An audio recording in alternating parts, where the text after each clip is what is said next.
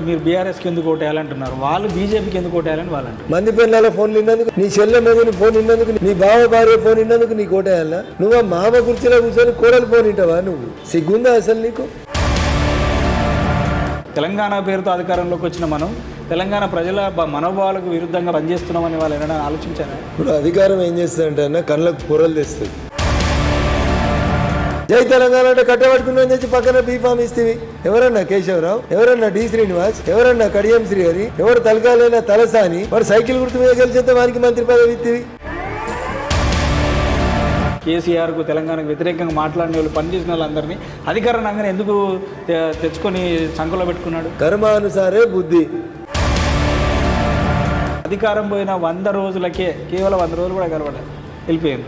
కేసీఆర్ ఏమనుకోవట్లేదు అసలు వీళ్ళ గురించి. అడొకని కొడుకు సంతగాడు గోళీలు ఎత్తుండా, కేసీఆర్ ఆరోగ్యాలు ఏమైనా ఖరాబ్ చేస్తుండా చూడు.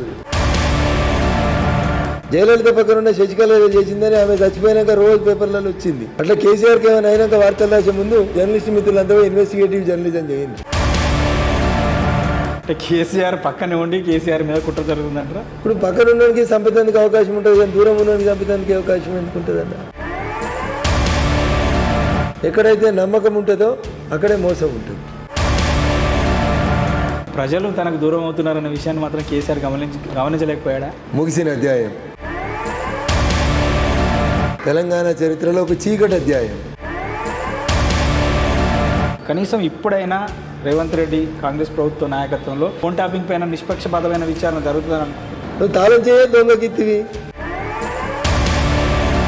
డిసెంబర్ 7, 2023 నుంచి ఈ రాష్ట్రంలో టెలిఫోన్ ట్యాపింగ్ జరుగుతలేదు. ఇగో ఇది నేను నమ్మిన వెంకటేశ్వర స్వామి మీద ప్రమాణం చేస్తున్నా అని చెప్పమని రేపు రేవంత్ రెడ్డిని వచ్చి. సో హరీష్ రావు ఉమ్మడి మెదక్ జిల్లా అంటే మొత్తం పొలిటికల్గా నా గ్రిప్ ఉన్నటువంటి జిల్లా అని భావించేటువంటి ఒక జిల్లాలో బీజేపీ నుంచి ఒక్క ఎమ్మెల్యే కూడా లేనటువంటి మెదక్ పార్లమెంట్లో రఘునందన్ రావు గెలుపు అంత ఈజీయా? హరీష్కి మెదక్ జిల్లాకి ఏం సంబంధం అన్నా? కేసీఆర్ రఘునందన్ రావు లాంటి వాళ్ళని వదులుకోవడం వల్ల నాకు నష్టం జరిగిందని ఎప్పుడైనా ఆలోచించుంటాడా? నాకు సంచులు మోసుడు రాదు. కూకట్పల్లిలో భూములు కబ్జాలు చేసినోడు, రింగ్ రోడ్ చుట్టూ భూములు కబ్జాలు చేసేటోళ్ళు, వ్యక్తిత్వం లేనోడు, బాంచందరాని కాలు మొక్కేటోడు, వీళ్ళే కావాలి. సో అవకాశం వస్తే భవిష్యత్తులో ఎప్పుడైనా రఘునందన్ రావు హరీష్ రావు మీద పోటీ చేస్తాడా? హరీష్ రావు మీద ఎవరి మీద చేయమనే చేస్తాడు. 600 రూపాయల జీవోని అమలు చేయాలి. హరీష్ అనేటువంటి సిద్దిపేట కనబడద్దు అని చెప్తా.